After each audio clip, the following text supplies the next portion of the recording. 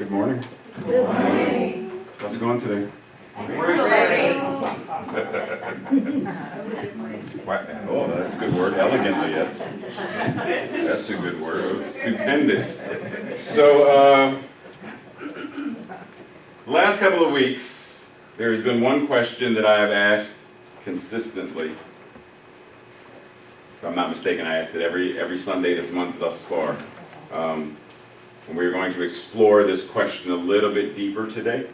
So, first question, how many of you neither receive the newsletter that comes out each week or are friends on Facebook with me or whatever and see the weekly announcement that, I share, what's going on and stuff? And the reason I ask is because I share the title and a little summary blurb of what, the Sunday message is going to be. Is there anyone in here who does not receive any of that and has no idea what? Okay, cool. So, the reason I ask is because I specifically changed the title for today. The title from home office was Connecting Community or Community Connection, right? And so it's like, oh, that's cool and all. But when we went to the Baltimore station 2 weeks ago, the table that I was at, specifically, two of the gentlemen specifically asked me, tell me about your church. So this idea came to my mind that I wanted today to, even though we may not specifically refer to this place as a church, many people do. So regardless, I love acronyms, so I opted to make it, tell me about your church, meaning church, community, how you reach, connect, heal, and help. So we're going to talk about that today. Share with me, if you remember, what is the question that I have consistently asked each Sunday this week? Yes? Why are you here? Why are you here? Right? Why? One, there are so many other things you can opt to do, so many other places you can opt to be, but you choose to come here. And that means you're either coming here because of what you currently receive and get, or because you believe in what this place is becoming. Or a combination of both. But it's important for us to really know why we come here, because it's not a solo activity. So, the summary I gave for this week was, and if anyone's close enough to read it, ready to explore more of the questions that Reverend Ray has been asking each Sunday in September. For example, why are you here? Why do you come to CSL Greater Baltimore?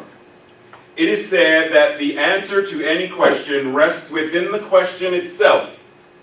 So let's go further and deeper into the questions.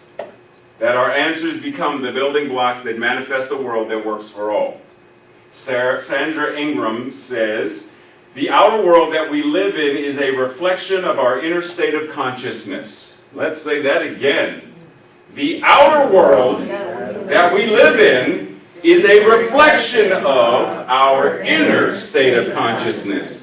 So remember a couple of weeks ago, one of the graphic images not that it was a graphic image, one of the graphics that I showed, it was a little graphic, because it was a messy car and a messy house, messy office.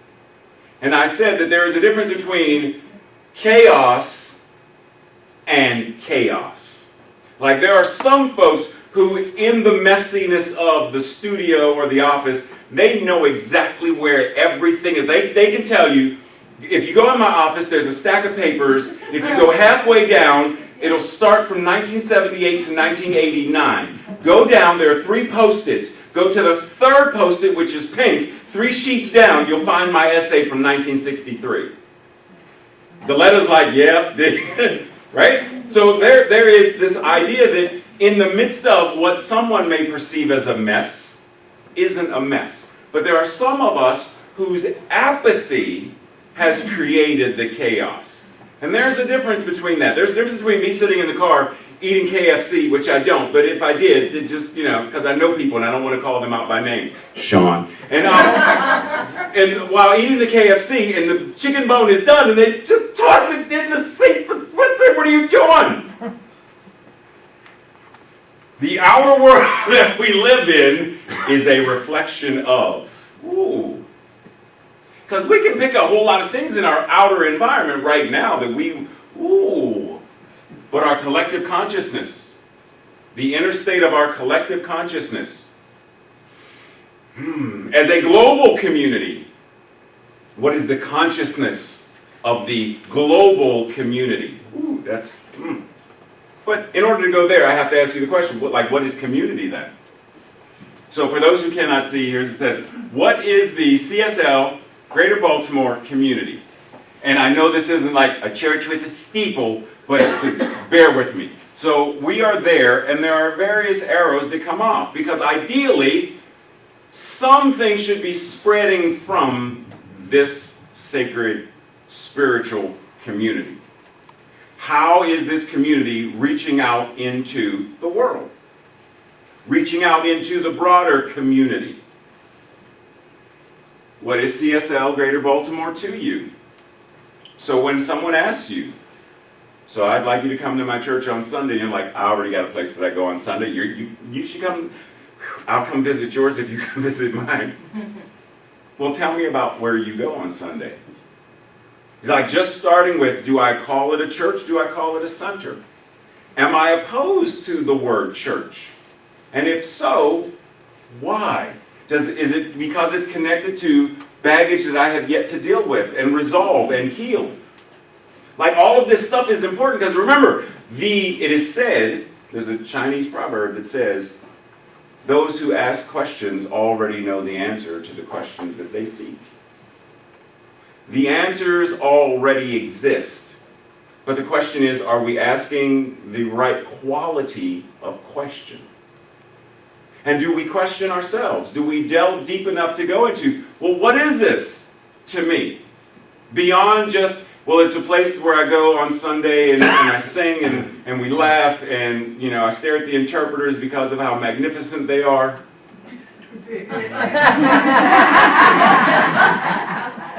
But beyond that, what is this to me? What does it mean to be a member of this? What does it mean to serve or volunteer here? Like all of these are important questions because it's not just whether you serve directly or serve indirectly. You are serving. Your presence serves a purpose. If I was speaking to 3 people, if Dr. Ronnie, Deletta, and Leslie were the only 3 in the room, the energy in the room, although they have 3 very powerful women, the energy in the room would be very different. It would be more intimate. It'd be more personal. But when I know that I have to speak all loud enough to make sure that I'm reaching both Dawn and Doug and Ted to make sure that I'm reaching far enough back there, like there's a different level of energy than if I was speaking right here. So how does our presence serve the community? Oh, we got one more. And what does it mean to be in community? Like, what does it mean to be in community? Because we already know that there are various communities within the global community, right? Like, if I ask you right now, name some other communities within the overall of the human community. What might you say? Family. Family is a community. Animal community. Work community. Neighborhood community. So we got that. But there is also the jazz community, the community of artists and theater artists. There is also the community of practitioners. That is a global thing. There is also the community of the LGBTQ. There is also the community of. And each individual community has their own thing. Like the community of musical artists, if you were to go to Johns Hopkins and speak to the community of neurosurgeons, would you speak the same language to them, Deletta? Probably not, right? Because you go in there and you say something about a B sharp to a neurosurgeon, they're like, oh yeah, my is sharp. It's not a B sharp, it's a scalpel sharp. There are different kinds of sharps. Each community has their own way of being and showing up in the world.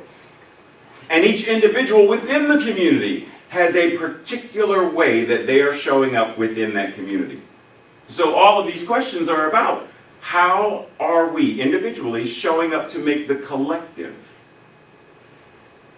So they're at Colorado State University, just sharing this real briefly. Principles of community for them have inclusion, integrity, respect, service, and social justice. Like for them, that's what Colorado State University feels are the principles of their community. What are the principles of ours? What does it mean to be in community for us? Or in community, period? What is community? Community is a group of people who share the same things. Do we? Such as where they live, work, play, worship. Is this called worship? What is this called? Like that's the thing is, what is this that we do? We gather of like minds in this consciousness of God is all there is. To do what? To be reminded of our divinity, to be reminded that God is all there is, to be reminded that love is all there is. To be able to know that and remember it so strongly that when we leave these four walls, that we go out into the world and we bring that consciousness out there, because what we know is what's inside, inner consciousness, changes the outer appearance. But how many of us are still carrying the old, former ideas and ideologies of separation, segregation, hurt, harm, trauma, don't know you, don't want to know you, don't trust you, walls are up, boundaries are laid, barbed wire is set because I've been hurt before and I don't know you well enough to give you access. How many of us are still carrying that as our inner foundation of consciousness? Because if we believe, as within, so without. As above, so below. If we believe that this is how the consciousness shifts and changes, then it's really important for us to understand how do we show up in community. What defines us? Like some of the things on here are common purpose. Do we know our purpose? So success for our students, success for our members and congregants and people. Are we congregants? Success for those who enter these doors, sit in these chairs, listen to music, partake in prayer and meditation. Success for them. What does that mean? And are we demonstrating that same success for ourselves? Like all of this goes into what it means to be in community. Now the hard question is, when it gets down to it, if I asked, do you know the majority of the people in the room by name? The majority of us are going to say no, right? Because we don't. Do we tend to speak to the same people each Sunday? Because they're the comfortable people to, I see you, I speak to you, I recognize you. Is that really what it means to practice this principle, though? To recognize there is common unity in all. You know, the number of times that someone has referenced me as their black friend, but I've never been to their house, they've never been to mine. The conversation of coming over to has never even, it's never. So then what defines our friendship? Are we really friends if? Are we really a community if there are still within the community areas and elements of separation and segregation and? And I'm not saying, because it's not realistic that everybody's going to be buddy, best friend, hugging, cousin, kissing stuff every Sunday. That's not realistic. Because we are still showing up in human forms. And as much as, I don't know, I shouldn't probably say this, but I'm going to throw it out there. As much as Diletta is a musical genius and maestro and stuff, are there types of music you don't like that you would choose not to listen to?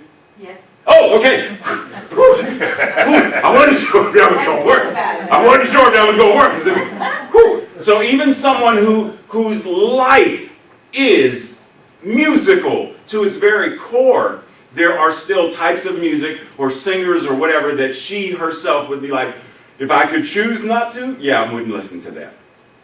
But if I have to, for a certain reason, then I don't have a problem with it. So in community, it's about getting to know you, getting to know more about you. How do we start to bring down the barriers of what it means to be in community? Just the fact that there were those, and there may still be those, who said that what we are doing right now shouldn't be happening. You know what I mean by that? So a little over a year ago, CSL Greater Baltimore didn't exist, right?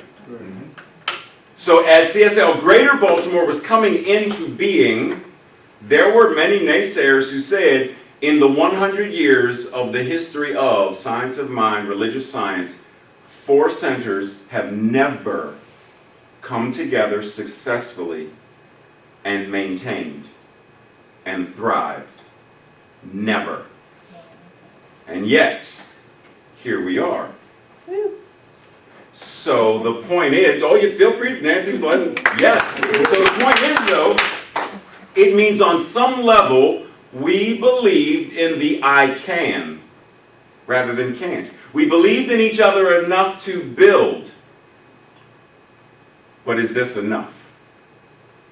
Are we okay with staying where we are now as a community? I'm not. Like, I, as the minister of this beloved community, am not satisfied where, and what I mean by that is, if we were to be 5 years hence, the same place where we are now, no. That's unacceptable. 1, we're not out in the community enough. 2, we're not in Baltimore City at all right now. 3, we don't have, the fact that Dr. Ronnie and I are just now it's been a year, and now we're getting ready, boom, classes are starting. But if there were only 2 classes, 1 time a year, and it's still 5 years from now, that's not enough. The goal is, as soon as her class is done, as soon as my class is done, either one of us, or both of us, or somebody else, as soon as it's done, there's a small little grace period, boom, and classes are again. I want us, as a community, to always have the opportunity to expand, to learn, to grow, to develop. Soon we'll be having a gathering. Thankfully, it will not be happening in the cold of the season, but we'll be having a gathering where we are going to get together as a community and break bread together as a community. Maybe play some games, eat, get to know one another. But that hasn't happened yet. At some point, I want this place to be so powerful that the people in China have heard about CSL Greater Baltimore. Because there's a CSL in China. That the CSL in Jamaica, I mean, Sandra was here a couple of weeks ago, if you remember, that she goes back to Jamaica and says, yeah, Reverend Ray, him in Baltimore, we need to go. And they come. That we are doing so many things in schools, in the community, doing what we are here to do. What are we here to do? A world that works for all. How do we do that, though? It starts with each of us individually. So there's this guy by the name of Ernest Holmes. You may have heard of him. He says, in the science of living the science of mind, this is the basis of all New Thought teaching, the spiritual union of all life. The spiritual union of all life. Past couple of weeks we were talking about ecology, being kind to Mother Earth, being kind to nature, because if we're not kind to it, as we give, we shall receive. We have given the oceans a great multitude of plastic and trash, and now whales are washing up. Cause of death? Styrofoam cups, plastic water bottles. Do we understand that that means there is something inherent in our consciousness right now that is based in greed and selfishness and separation. And that if we continue along that line of, what did it say? What is going on in our inner consciousness affects the outer world. Are we satisfied with what we are seeing in the state of this planet? Are we satisfied with the number of incarcerated men and women? Are we? There was just in the news, if you may have heard, and I don't remember where because I couldn't calm myself enough to actually read or listen to the thing, but a young girl, 6 years old, apparently threw a tantrum, I think it was in school, and was arrested, handcuffed, fingerprinted, and mugshot. No. She was 6. Before her parents were even contacted. Before her parents were even contacted, a 6-year-old was arrested for throwing a tantrum. Well, I don't care if she went all out Japanese ninja and was on the ceiling throwing ninja style. She's 6, and she was handcuffed. Trauma. And see, the thing is, as a country, the United States is comfortable with traumatizing certain aspects of America.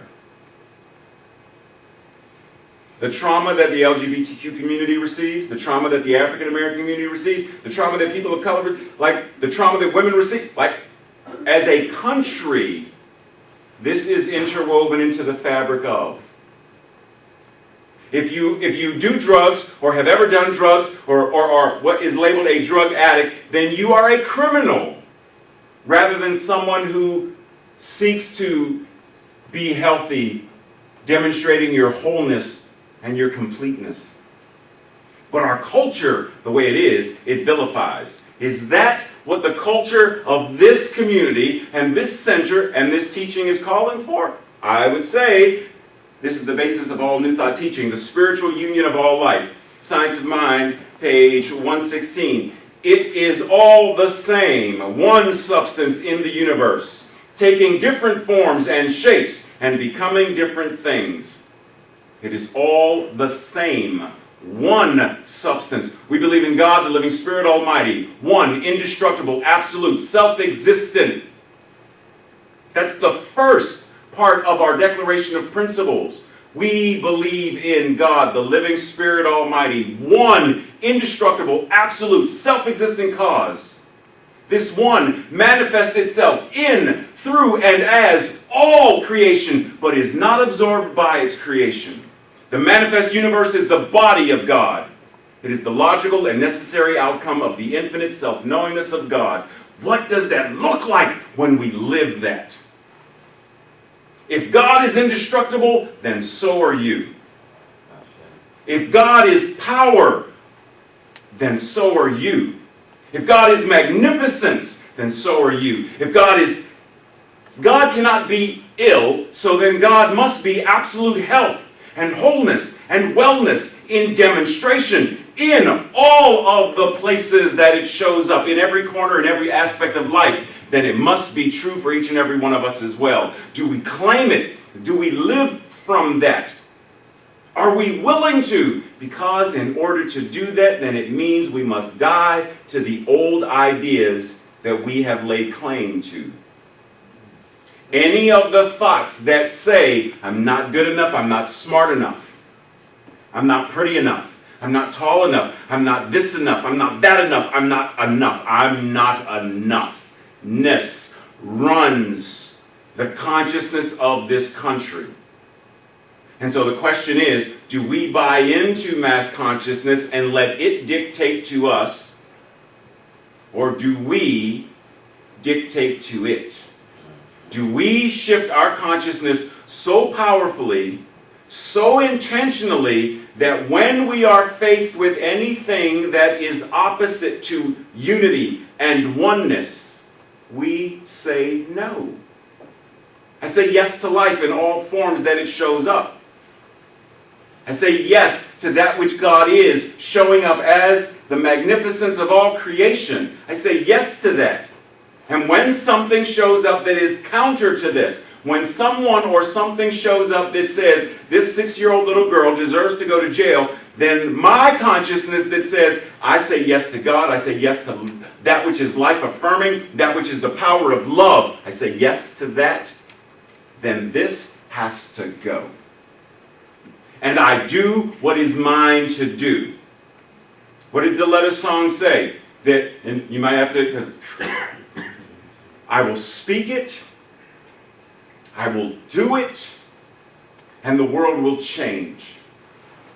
Am I willing to walk the walk in so powerfully a way that people are going to look at me like I'm crazy? If any of you have seen me on Facebook or any time in real life, then you already know that I've got to the point where crazy is my new norm, and I don't give up anymore. Because I have grown weary of living in a world that sees me as the enemy, that treats me as the enemy. I've grown weary of that world, and I certainly do not want my grandchildren to grow up in that. And so I have committed myself to do whatever it is I need to do. Say what I need to say, write what I need to write. If I need to sing it, I'll sing it. If I need to tap dance it, then I will do whatever it is I need to do, because if we keep on doing the same thing over and over and over and over again, and yet thinking we are going to get something different, then that is the definition of insanity. And how many of us are acting like insane people? Meaning we are doing the same old stuff, day in and day out. Going to the same places, dating the same people. Same. But I'm going to get rich. But I'm going to be powerful. But I'm going to be healthy. But I'm going to be. Can you hand me that donut? Thank you. That's a big but. So the question is, are we willing and are we ready to shift? Science of Mind, page 38. We are thinking, willing, knowing, conscious centers of life. We are surrounded by, immersed in, and there is a flowing through us, a creative something. The sum total of our thoughts, will, purpose, and belief creates a tendency in this law that causes it to react to us according to the sum total of that belief. What are we believing? What are we believing about ourselves that is being projected onto the person in the chair not far from you? We can't see. There's an African proverb that says, if there is no enemy within, then the enemy outside can do you no harm. If there is no enemy within, then the enemy outside can do you no harm. And bump it up a level. If there is no enemy within, then there can be no enemy without. As within, so without. If I have nothing within me that is an enemy to anything or anyone, including myself, then I cannot see another person, another being, another anything as an enemy. Everything becomes part of this, a world that works for all. Everything becomes a part of, it's a call for shifting in consciousness. It's a call for rising in consciousness. It's a call for, we talk about spring cleaning, maybe it's time for a consciousness clean. Maybe it's time to detox some things in our consciousness and let them go, release them and shed them.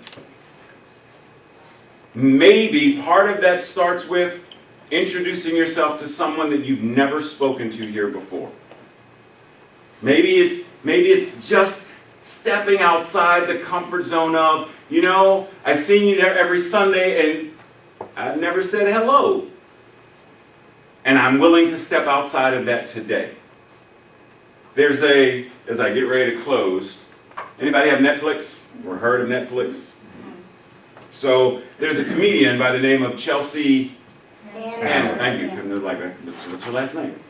And she has this documentary on right now where she's questioning what white privilege is. Has anyone seen it? Okay. So for me, it was very light. Like it is a very superficial introduction to. So if you've never heard of, and the reason I'm mentioning this is because this is a conversation that at some point our community needs to have. Not necessarily specifically because it's a conversation we need to have, but we do. But it's a conversation that as people who are expanding in consciousness, it's a conversation to have. What does it mean to be a cisgender male? That means I have a certain privilege that my trans brothers and sisters do not. And I have to be willing and able to speak about that as well. If we don't have those difficult conversations, then we know that somewhere in the house that we live in, there is a dead rat somewhere in a little cubby hole that I don't want to go get.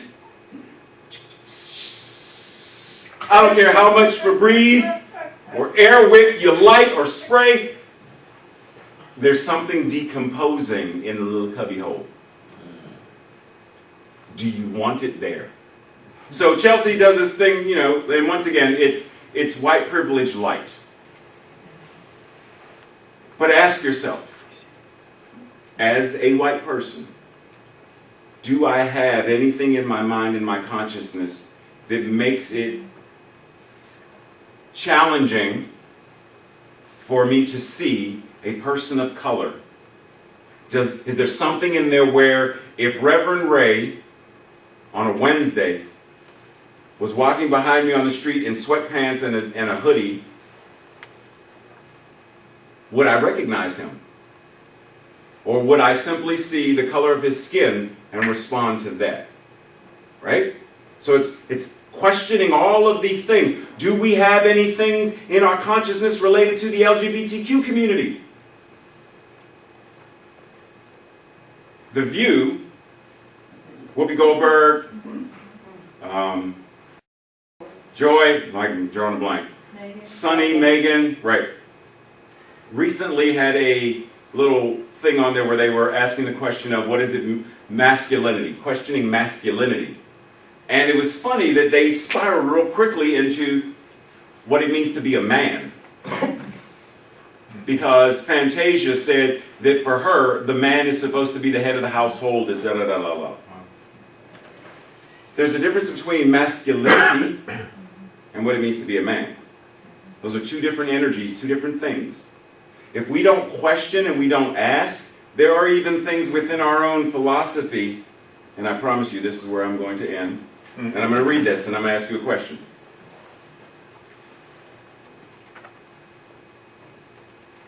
From Can We Talk to God, 1934.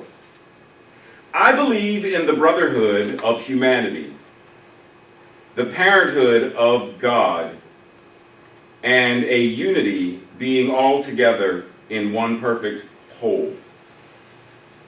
What in that should we be questioning?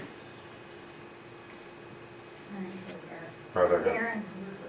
Thank you. So, one, I believe in the brotherhood. Brotherhood? What about sisters?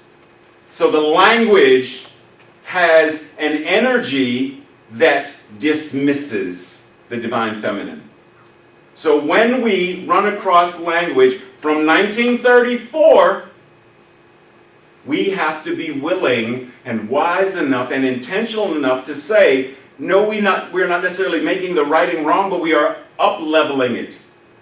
We are upgrading it.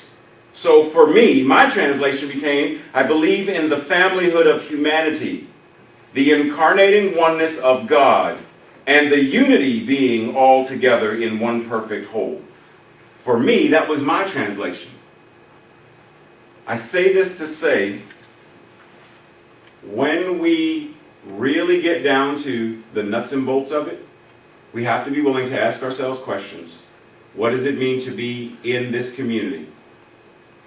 What does it mean for me to be in this community? If there is something that the community is lacking, am I willing to be that in consciousness first? Doesn't mean you have to be the one who, but are you willing and able to shift the idea in your consciousness? For example, we right now do not have a youth ministry.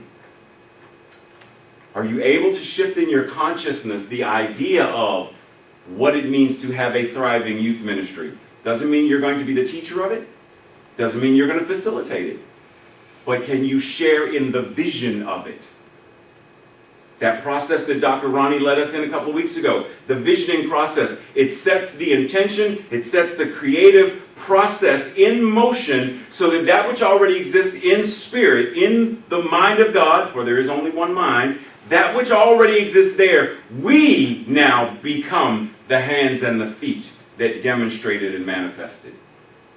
But if we come to this thing called community, and all we're able to see is separation and segregation and differences that make us not want to be together, when there's only one God, there's only one power, there's only one presence, and there is unity, are we allowing the consciousness of disunity, disharmony, discord to write the orchestra of who and what we are? Let's pray. So anchoring in this moment, anchoring in this awareness, anchoring in this idea of what it means to be the one. The sacred power of that which God is, that which Spirit is, one. One power, one presence. Incarnating in, through, and as all that is.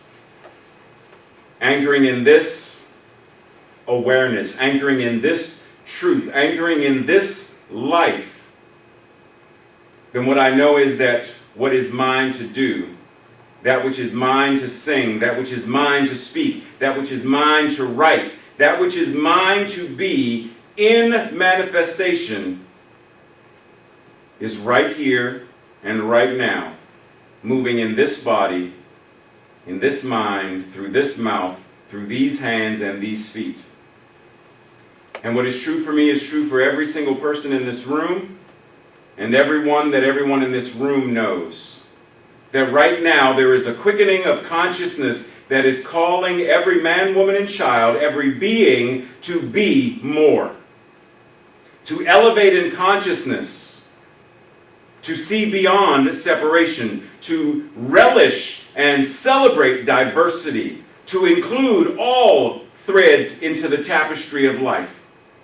To include all harmonics and chords and notes into the divine orchestra of creation, to include all of it in. That is the consciousness right here and right now that this beloved community of CSL Greater Baltimore is demonstrating, manifesting, and ever becoming.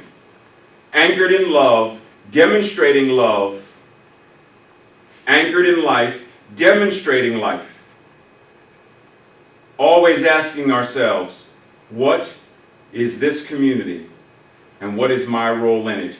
Knowing that there is only one power, that power is God. There is only one mind, that mind is God's mind. Knowing that that is all there is, and that which it is, I am. I surrender this into the law, knowing that it is already so. Knowing it is already so, I call on the voices in this room to declare and seal this declaration with me by saying, and so it is. Amen.